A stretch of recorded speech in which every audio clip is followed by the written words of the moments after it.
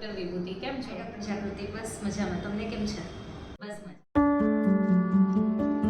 આજકાલની છોકરીઓને જલ્દીથી પીરિયડ્સ આવી જાય છે, મતલબ કે એની એજ કરતાં વહેલા પીરિયડ્સ આવી જાય છે. તો એની નોર્મલ એજ શું હોય અને વહેલા પીરિયડ્સ આવવાનું શું કારણ છે? એજ ઓફ મેનાર્કી જે નોર્મલી 12 થી 14 વર્ષ હોય કે જે બાળકોને ગર્લ્સને 12 થી 14 વર્ષમાં પીરિયડ્સ આવતા હોય એ આજકાલના જમાનામાં ઘટી ગઈ છે, જે 8 થી 10 વર્ષ થઈ ગઈ છે. ઘણી છોકરીઓને એઝ અર્લી એઝ 7 યર્સ પણ પીરિયડ્સ આવી જતા હોય છે.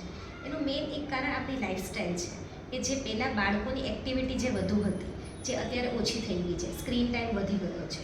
જે એમનું ફાસ્ટ ફૂડ છે કે પહેલાં જે આપણે ઘરનું ખાતા અને અત્યારે જે આપણે બહારનું ફાસ્ટ ફૂડ ખાઈએ છીએ, આ કારણો અને ફેમિલી હિસ્ટ્રી આ બંને પોઝિટિવ હોય છે. એના કારણે જે પહેલાં 12 થી 14 વર્ષે આવતું હોય એ હવે 8 થી 10 વર્ષે આવવાનું ચાલુ થયું. તો અત્યારે કોઈ પણ છોકરીને જો પીરિયડ્સ વહેલા આવી જતા હોય તો તેનાથી ડરવાની કંઈ પણ જરૂરત નથી.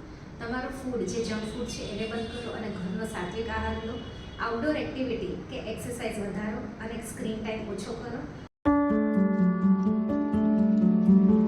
તમે એમ જણાવશો કે મેનોપોઝ મતલબ કે પીરિયડ્સ જ્યારે સ્ટોપ થાય છે એના પછી મહિલાઓને ઘણી બધી તકલીફ થતી હોય છે, તો એનું શું કારણ હોઈ શકે અને એના માટે શું કરી શકે? મેનોપોઝ પછી જેવી રીતે હોટ ફ્લશીસ છે, વારે વારે પેશાબ જેવું, ઇન્ફેક્શન થવા, નીચેના સ્નાયુઓ છે એ નબળા પડી જવા, એના સ્ટ્રેસને એ બધું રિડ્યુસ કરવા માટે યોગા છે, એક્સરસાઇઝ છે, એ બધું કરી શકાય છે. અને છેલ્લે ટેબ્લેટ્સ અથવા તો મેડિકલ મેનેજમેન્ટ તો હોય જ છે. જો તમારું મેનોપોઝ આવી ગયું છે અને તમે એવું વિચારતા હોય કે મને જે દુખાવા થાય છે એ તો થતા જ રહેવાના છે એજના લીધે, પણ એવું બિલકુલ નથી.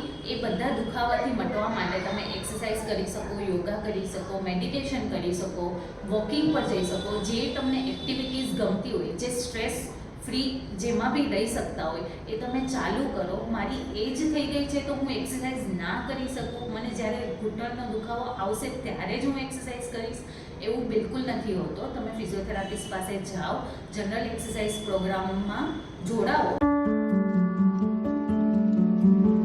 ઘણા બધા પેશન્ટના એક કોમન ક્વેશ્ચન છે કે એપિડ્યુરલ મતલબ કે કમરમાં મેં ઇન્જેક્શન લીધું એના પછી મને કમરનો દુખાવો રહી ગયો છે, તો શું એ સાચી વાત છે?